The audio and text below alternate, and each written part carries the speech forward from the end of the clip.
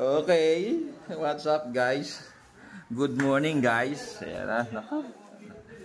Aga-aga no. Meron po tayo dito ng share ko lang. SKL, share ko lang. Meron po tayo ditong, teka, natin. Yamaha na, ano tawag dito? Soul 1. Soul na 125. Teka, ipakita natin ang harap na camera. Wait. So, okay, meron tayo dito, Soul. Mabasa nyo, may power naman. Dinala to dito, nakaban na kanina. Hindi ko na na-videoan.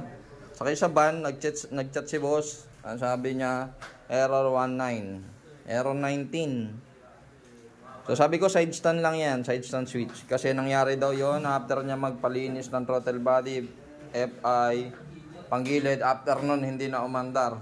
So, ang nangyari, sa makitang ulo, doon sa shop na dinalaan, hindi nagawa. Ang sabi daw, binasa sa diagnostic tool ay error 19. So, ang sabi, ECU ang sira agad. ECU. Kasi naka-check engine siya, tapos error 19. So, ang lumabas kanina, hindi ko na naipakita kasi, ang lumabas sa reading sa history niya sa diagnostic tool is error 19, tapos, ang nakalagay kasi doon, ECU, ganyan-ganyan problema. Mahaba yung nasulat. Tapos sa dulo nakalagay side stand. So yun ang nabasa lang nila. So minsan po kasi yung pagbabasa sa diagnostic tool, pag dito lang kayo umasa, wala po mangyayari sa inyo. Hindi po lahat ng sinasabi nito yun na eksakto yung sira. So ang sabi sa kanya, sira ang ECU. So dinala sa Yamaha.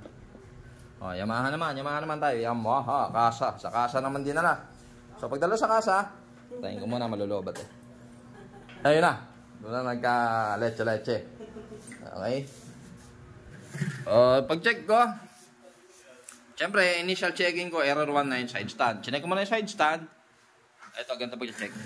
Ba't pa pinatay ko? Teka, kumain natin ha. Check muna natin. So, ito. Check natin. Masyado maliwanag. Mga kapatid, parang nasa langit. Yun. So, pasok kayo ng diagnostic. Nakikita nyo po yan. Side stand. Ayun, side stand switch. Di ba? Naka-off. Taas. So, dapat, pag binaba mo yan, mag-on. Para mamatay yung makina. So, hindi siya gumagana yung side stand. Ayan, Bababa ko. Tataas ko. So, wala. Off pa din. So, ibig sabihin po, ang sira niyan dito sa side stand, hindi siya gumagana. Ngayon, check natin dito yung linya hanggang dito sa loob. Pag-check dito, ang gagawin nyo para makasiguro kayo, bunutin nyo muna to, pinaka-socket nya, tapos irekta nyo dito. Ito, yan yung kalahati, irekta nyo dyan, pagdugtungin nyo. Dapat gagana na siya, kaso hindi pa rin siya gumagana. So, chinek ko muna yung side stand switch mismo, gamit yung multi-tester natin. So, buo yung side stand switch, ayun, na-leche na. So, ganun din yung procedure na ginawa sa Yamaha. Ganon din. Kaya ito, balat-balat na to. Din yung nangyari dito. Chinek nila yan. Pinagbabalatan yung wire. Kaya po ganito, huwag muna kayo nagbabalat. Pwede nyo naman sundot-sundutin lang yan hanggang sa makarating sila dito. Ayun na. Nagka-leche-leche na. Ayan na Ayan, balat dito, balat doon. Check dito, check doon. Kung may supply. Ito, talimbawa ito, positive. Supply. Chinek din nila dito kung ano-ano. Ito, pulser sa ignition. So, chinek na nila lahat. Bakit ganon? Bakit ayaw? Bakit? Ang dami nyo check. Ang dami nila chinek. Binaypass nila lahat sa diagnostic tool. Kung nakita nyo na hindi gumagana dito sa diagnostic tool, dapat dun lang kayo nag-focus sa wire nung diagnostic tool. Ay, sa wire nung side stand. Ito. Ayan yung kulay blue.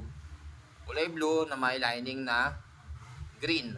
Yan po yan sa side stand switch Blue na may lining na green. So, dapat po mapagana nyo yung side stand. Yan. Dapat mapag-on nyo yan. On-off, on-off. So, kung hindi nyo mapapagana yan, wag muna kayong magbalat ng ganito. Ayan pinagbabalatan na nila yung mga supply, pinag-check nila, binalatan para ma-check nila. So, medyo tama naman yung procedure na mag-trace ka ng line. mag-trace ka ng supply, mag-trace ka ng resistance. Kaya lang, mali yung chinecheck na na wire. Hindi naman po yun ang problema. Bakit mo i-check yung ignition coil, bakit mo i-check yung sa stator, yung pulser, bakit mo i-check yan? Alam mong hindi gumagana yun sa side stand. So ang problema lang niya talaga is yung linya ng side stand. So ang ginawa ko, tinrace ko lang. Ito na ang solusyon. So tinrace ko lang itong linya ng side stand papunta doon sa socket ng ECU. Actually, hindi ako nagbabalat agad ng ganito. Tsaka iwasan nyo po yung balat-balat na ganito. Ang pangit diba? Ang gawin nyo po, unugutin nyo yung ECU, tapos dito nyo sundutin sa loob. Sa may socket. Pwede nyo naman sundutin yon para ma-check nyo kung may resistance o wala. O, gaya nung ginawa ko dito, nakita ko agad, wala pang 10 minutes, kasama yung pagbabaklas, tapos na. Diba? Kasi ito lang po yung problema. Putol lang itong linya ng side stand switch sa harness. Sa loob po yan, may putol po yan hanggang doon sa dulo.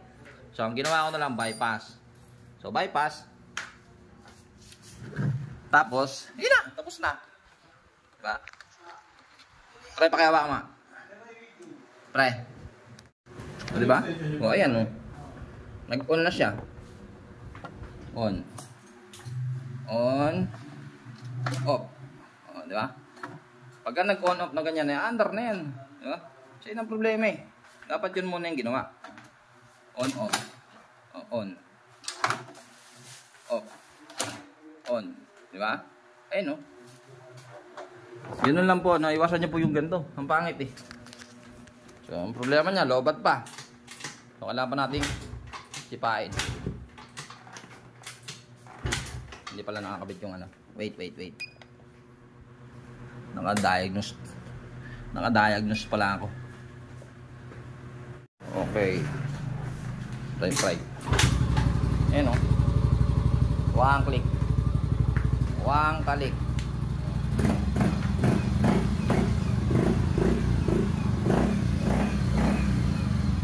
Ayan boss, diba? Finish na. 10.5 good yung charging. Okay, patayin ko lang at maingay ha. So ayun po, ganun po yung pag-trace, no? Iwasan po natin yung ganitong balahurang gawa. Diba? Imagine nyo, kasa ang gumawa, diba? Hindi po gawang kasa yung ganito. Ang alam ko, maganda ang turo sa kanila doon. So ayun po, pag-troubleshoot, kailangan po natin dyan ang kaalaman. Sariling kaalaman, wag po tayong umasa dito sa diagnostic tool lang, no? Tulad nito, pinabibili yung ang sabi sa kasa, ito pa masakit, ito pa sabi. Ang sabi sa kasa, pinabibili siya ng ECU 7.5. Boss, 2.7 lang to. Ang lakas mong tumubo I-reveal kitang kasa kapag ako nabuwisit sa iyo lakas ng trip nyo So okay na to, sasara ko na lang. Finish na tayo at doon naman tayo sa labas. Marami pa itong gawain. Yan, salamat po sa panonood.